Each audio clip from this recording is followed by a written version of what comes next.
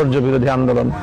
আমাদের স্পষ্ট বক্তব্য ছিল যে রাষ্ট্রীয় স্থাপনাগুলোতে কোনোভাবেই একটি মুসলিম সংস্কৃতির বিরুদ্ধে এইভাবে মানুষের ভাস্কর্য মূর্তি তৈরি করাটা ইসলাম ধর্মের এবং মুসলিম জাতির যে ঐতিহ্য, তাদের যে সংস্কৃতি, সেটার সাথে মানানসই না। ইসলামে প্রাণীর যে মুখাবয়ব সেটাকেই মূলত নিষিদ্ধ করা হয়েছে। আমরা সেই ফ্যাসিবাদ বিরোধী সময় একটা গুরুত্বপূর্ণ আন্দোলন এবং সংগ্রামের মধ্যে ছিলাম, সেটা হলো ভাস্কর্য বিরোধী আন্দোলন।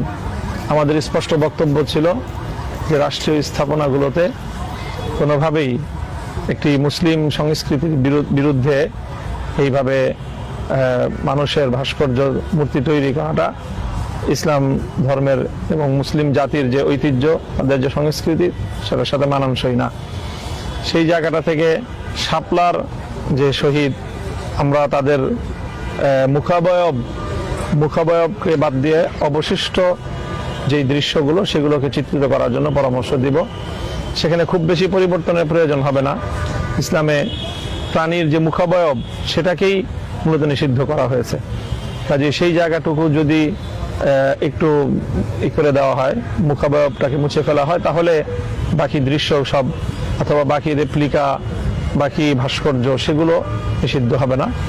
ভাস্কর্য সেটা প্রাণীর মুখাবয়বটুকু শুধুমাত্র ইসলাম ধর্মের দৃষ্টিতে এটার উপরে আপত্তির জায়গা রয়েছে। এরপরে আমি মনে করি যে এই জাতীয় জাদুঘর যেই অবস্থায় আমি দেখলাম, আমার কাছে মনে হয়েছে এটা আরো অনেক বেশি সমৃদ্ধ করার জায়গা আছে।